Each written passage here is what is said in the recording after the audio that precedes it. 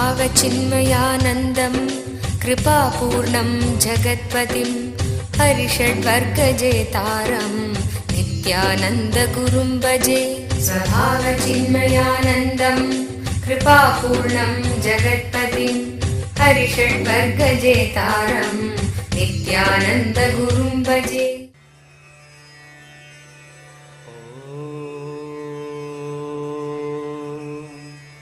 पार्थाय प्रतिबोधितां भगवता नारायणेन स्वयं व्यासेन ग्रथितां पुराणमुनिना मध्ये महाभारतम् अद्वैतामृतवर्षिणीं भगवतीम् अष्टादशाध्यायिनीम् अम्ब त्वामनुसन्ददामि भगवद्गीते भवद्वेषिणी।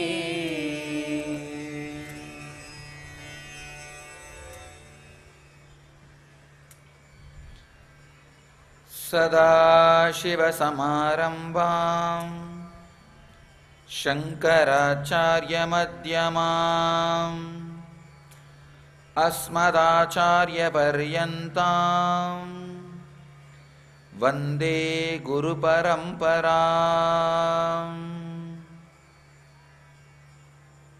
உங்கள் அனைவரையும் வணங்கி வரவேற்கின்றோம்.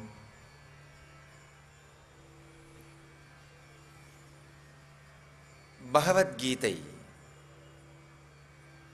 அடிப்படையாக மனிதன் எவ்வாறு வாழ வேண்டும், மன அமைப்பும் உணர்வு அமைப்பும் எவ்வாறு அமைக்கப்பட வேண்டும் என்கின்ற சத்தியங்களை இறைவனே உலகிற்கு அளித்த நூல் இந்த பகவத்கீதை.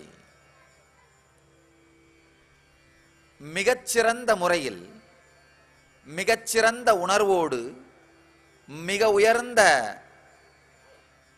தளத்தில் மனிதன் வாழ்வதற்கான வாழ்க்கை முறையை, மன அமைப்பு முறையை எம்பெருமான் ஸ்ரீகிருஷ்ணர் இந்த நூலில் இனிமையாக விளக்குகின்றார். ஆழ்ந்து நாம் புரிந்து கொள்ள வேண்டிய ஒரு சத்தியம், Bhagavad Gita has no expiry date. அதற்கு காலவரை, காலத்தினால் ஏற்படுகின்ற வரை இல்லை. காலத்தை தாண்டி இன்றும் ஒரு சாதாரண மனிதனுக்கு நேரடியாக உபயோகப்படக்கூடிய, நேரடியாக ஒரு சாதாரண மனிதனின் வாழ்க்கையை வளப்படுத்தக்கூடிய மிகப்பெரிய சத்திய ஞான நூல் பகவத்கீதை. அதாவது நம்முடைய மன அமைப்பு சில நேரங்களில் சுகத்தையும், சில நேரங்களில் துக்கத்தையும், சில நேரங்களில் மந்தத்தன்மையையும், சில நேரங்களில் உயர்ந்த புத்திசாலித்தன்மையையும் அனுபவிப்பது நம்முடைய மன அமைப்பின் இயற்கை. எந்தெந்த காரணங்களினாலே எந்தெந்த குணங்களை நாம் அனுபவிக்கின்றோம், எந்த காரணங்களை மாற்றுவதனால் நம்முடைய இந்த குணங்களில் மாற்றம் ஏற்பட முடியும், எந்த காரணங்களினால் இந்த குணங்களை நாம் அனுபவிக்கின்றோம், எந்த காரணங்களை மாற்றுவதன் மூலமாக இந்த குணங்களிலிருந்து நாம் விடுதலை அடைய முடியும் என்கின்ற ஆழமான சத்தியத்தை எம்பெருமான் இந்த நூலிலே நம்மோடு பகிர்ந்து கொள்ளுகின்றார். மனித வாழ்க்கை வெறுமனே கட்டிடங்களை கட்டுவதற்கும் அல்லது வெறுமனே உணவு, உடை, உறக்கம் என்பதற்குமானது அல்ல. அதையும் தாண்டி, வெறும் உணவு, உடை, கட்டிடங்கள் இவைகளை தாண்டி நம்முடைய வாழ்க்கையில் நாம் சாதிக்க வேண்டிய, உணர வேண்டிய, வாழ வேண்டிய பல உச்ச உணர்வு நிலைகள் உண்டு. அந்த எல்லா உணர்வு நிலைகளை பற்றியும் ஆழமாகவும் தெளிவாகவும் எம்பெருமான் இந்த பகவத்கீதையிலே விளக்குகின்றார். நாம் வாழ வேண்டிய வாழ்க்கையை பற்றிய ஞான சூத்திரம், ஞான சாத்திரம், சத்தியங்களை நமக்கு முழுமையாக அளிக்கின்ற மிகப்பெரிய ஞான பொக்கிஷம். இன்று ஸ்ரீகிருஷ்ணர் இந்த அத்தியாயங்களின் மூலமாக, இந்த சூத்திரங்களின் மூலமாக நம்மோடு பகிர்ந்து கொள்ளுகின்ற சத்தியங்களுக்குள் நுழையலாம். இன்றைய முதல் சூத்திரம். நமாம் கர்மாணி லிம்பந்தி நமே கர்மஃபலே ஸ்பிருஹா இதி மாம் யோபிஜானாதி கர்மபிர்ன சபத்யதே. நமாம் கர்மாணி லிம்பந்தி நமே கர்மபலே ஸ்பிருஹா இதி மாம் யோபிஜானாதி கர்மபிர்ன சபத்யதே.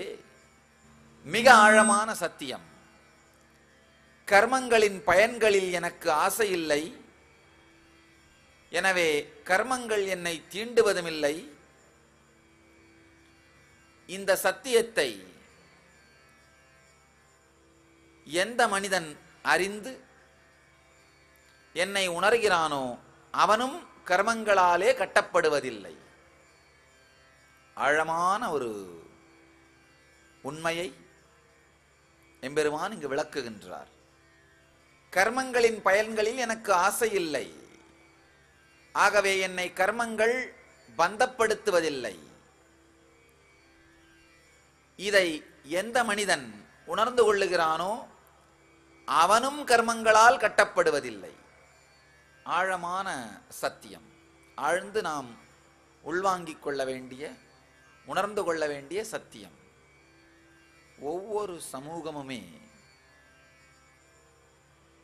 அது காணுகின்ற கனவுகளை அடிப்படையாக வைத்துத்தான் மேலோ அல்லது கீழோ செல்லுகிறது. ஆழ்ந்து புரிந்து கொள்ளுங்கள். ஒவ்வொரு சமூகமுமே அது காணுகின்ற கனவுகளை வைத்துத்தான் மேலோ அல்லது கீழோ செல்லுகின்றது. சமூகத்தின் மிக உயர்ந்த சாத்திய கனவுகளை கண்டு அவைகளை நிஜங்களாக தன்னுடைய வாழ்க்கையில் மாற்றிக்கொண்டு மற்றவர்கள் வாழ்க்கையிலும் அவை நிஜங்களாக மாறுவதற்கான சாத்தியக்கூறுகளை வெளியிடுபவர்கள் அவதார புருஷர்கள். மனித இனத்தின் மிக உயர்ந்த சாத்தியக்கூறு கனவு ஜீவன் முக்தி. அதை தானும் சாத்தியமாக்கிக் கொண்டு தன்னை சுற்றி இருக்கும் மனிதர்களும் சாத்தியமாக அனுபவிப்பதற்கான சத்திய கூற்றை நம்மோடு பகிர்ந்து கொள்ளுகின்றார் ஸ்ரீகிருஷ்ணன். நமாம் கர்மாணி லிப்பந்தி நமே கர்மபலே ஸ்பிருஹா இதி மாம் யோபிஜானாதி கர்மபிர்ன சபத்யதே. மனிதனுக்கு அடிப்படையாகவே இந்த ஆன்மீகம் அவசியம். வாழ்க்கையை வாழுகின்ற கலை அறிவியல் அவசியம். ஒரு சின்ன உதாரணம் சொல்லணும்னா,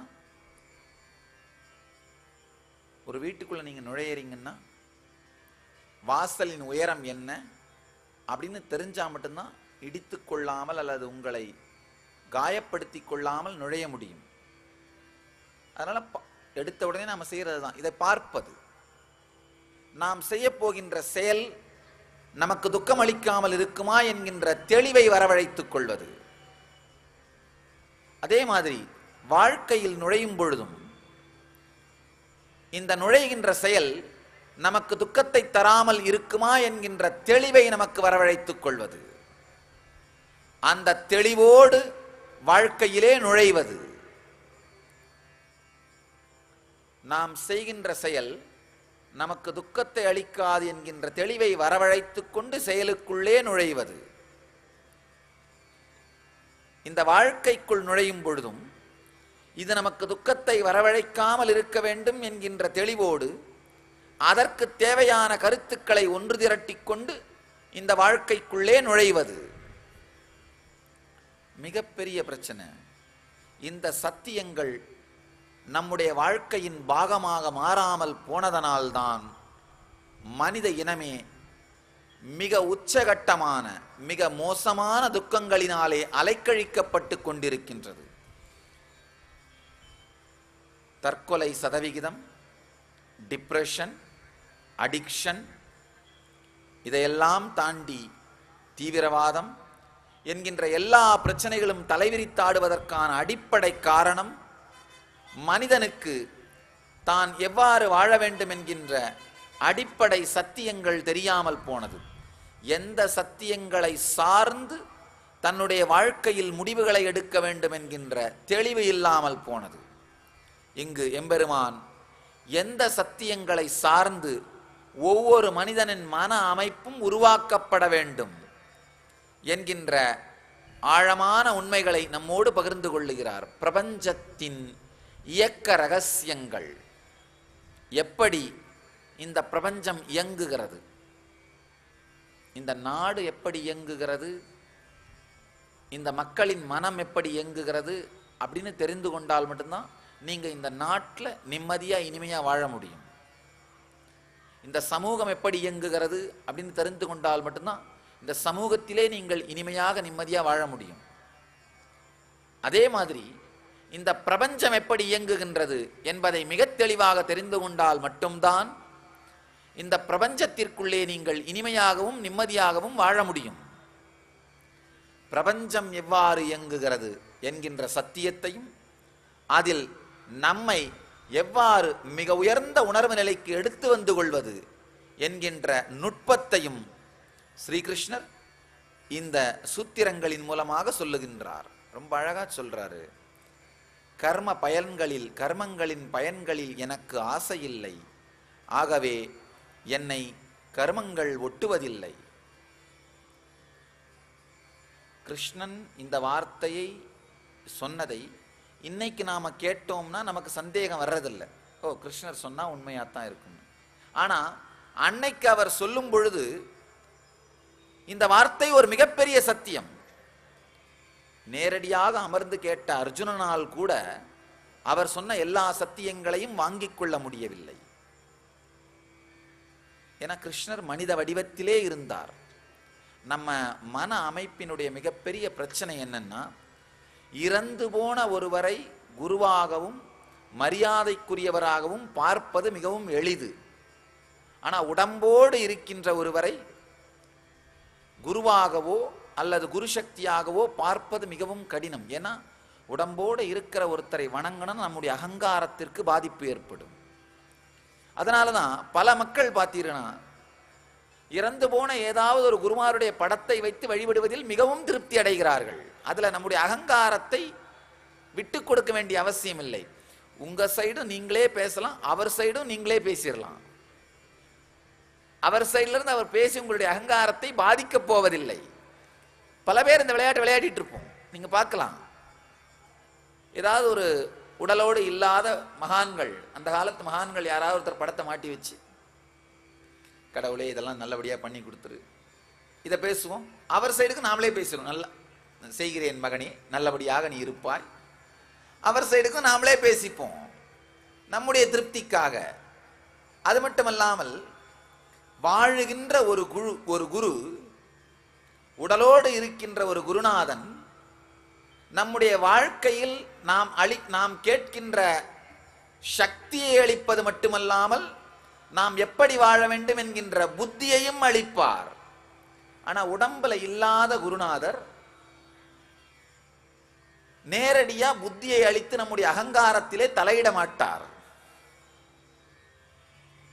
வாழுகின்ற ஒரு குருநாதர் புத்தியை கொடுப்பார். அப்ப என்ன ஆகும்? நம்முடைய அகங்காரத்திலே அவர் தலையிட வேண்டி இருக்கும். பெரிய பிரச்சனை. நம்ம அகங்காரத்தை தொடாதவரை நமக்கு பிரச்சனை வருவதில்லை. அவர் நம்முடைய அகங்காரத்தை தொடும் பொழுது பிரச்சனை துவங்குகிறது. ஆனா உடம்புல இல்லாத ஒரு குருநாதர் அந்த மாதிரி எந்த பிரச்சனையும் கொடுக்க போறதில்லை. நாம் என்ன பண்ணலாம்? நமக்கும் நாமே பேசிக்கொள்ளலாம், அவருக்கும் சேர்ந்து நாமே பேசிக்கொள்ளலாம். அவர் விரும்பாத பல செயல்களை நாம் செய்கிறோம் அப்படின்னு தெரிந்தால் கூட அவர் நேரடியாக கேட்க போறதில்லைன்றதுனால நாம் அதை நினைக்கவும் வேண்டியதில்லை, மாற்றிக்கொள்ள வேண்டிய அவசியமும் இல்லை. அதனால சாமி எப்பவுமே சொல்வேன், வாழுகின்ற ஒரு குருநாதரை பின்பற்றுவதற்கும் அவருடைய வார்த்தைகளை உள்வாங்குவதற்கும் அவர் காட்டும் வழி நடப்பதற்கும் தான் மிகப்பெரிய தைரியம் வேண்டும், தீரர்களாக இருந்தாக வேண்டும். ரொம்ப நாளைக்கு முன்னாடியே உடம்பை விட்டுட்டு ஒருத்தரை கும்பிடுறது ரொம்ப ஈஸி, கவலைப்பட வேண்டாம். ரொம்ப அழகா நாம நம்மளையே ஏமாத்திக்கலாம். ஒருவேளை அந்த குருநாதர்கள் சொன்ன வார்த்தைகளுக்கு கூட நம்முடைய ஓன் விளக்கம் கொடுத்துக்கலாம். இல்ல அவர் சொன்னது கரெக்ட் தான், ஆனா இந்த காலத்துக்கு நாம இதை கொஞ்சம் மாத்திக்கணும் இல்லையா, பிராக்டிக்கலா இருக்கணும் இல்லையா.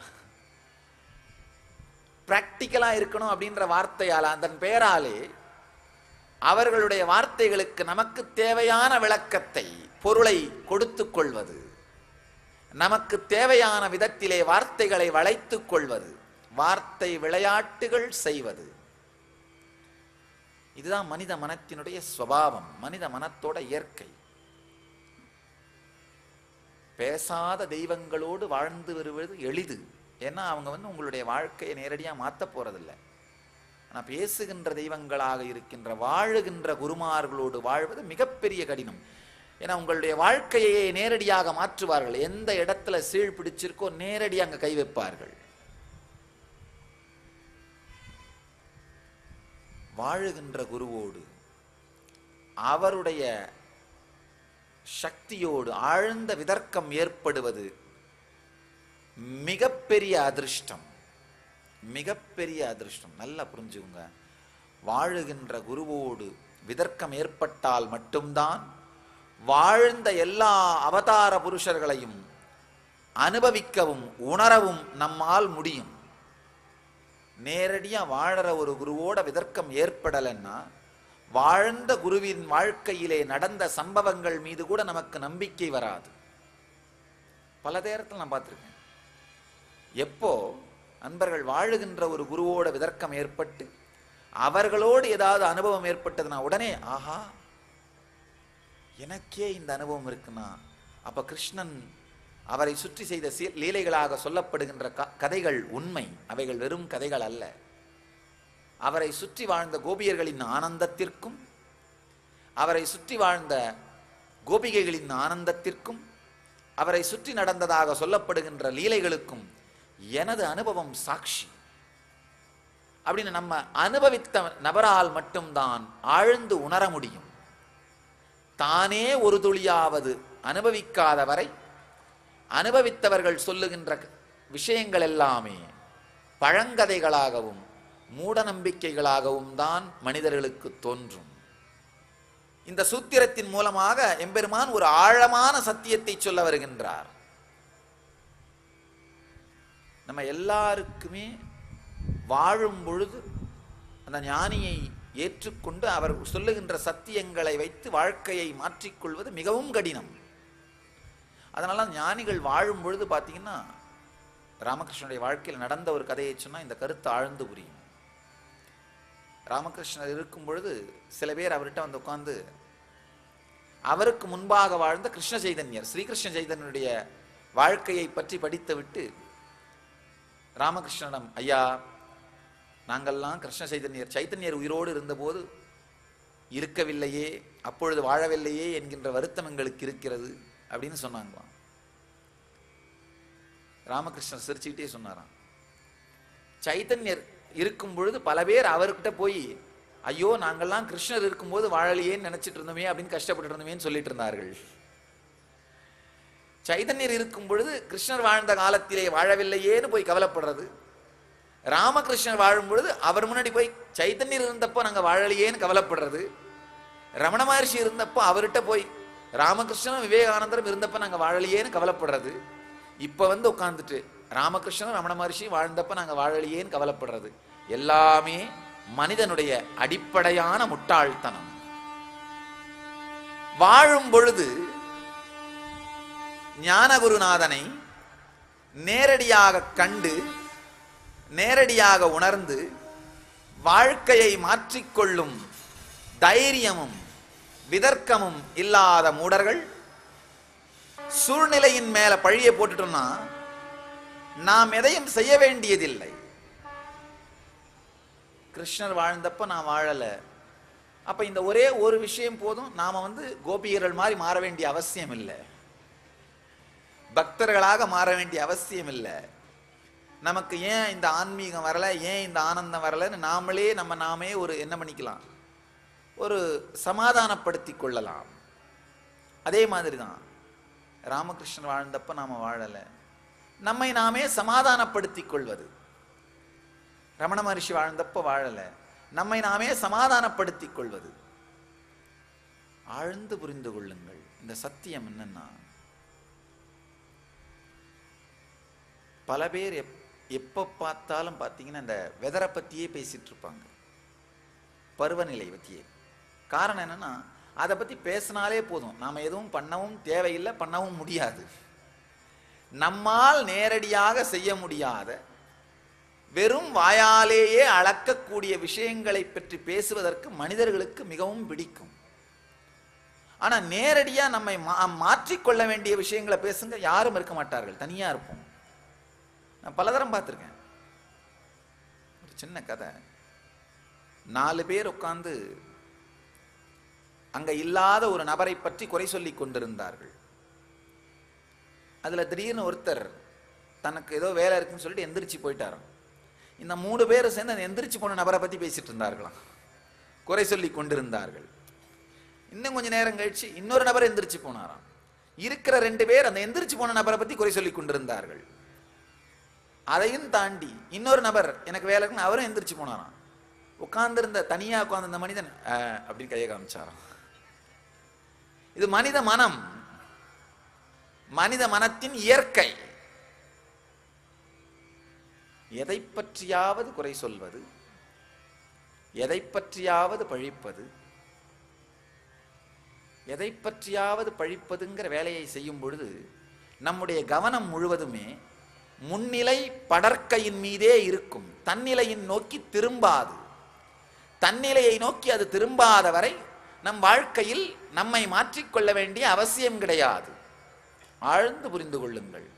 உங்களுடைய கவனம் தன்னிலை நோக்கி திரும்புமானால் தன்மை மாறியாக வேண்டும், அல்லது பிரபஞ்சத்தன்மையோடு கரைந்தாக வேண்டும்.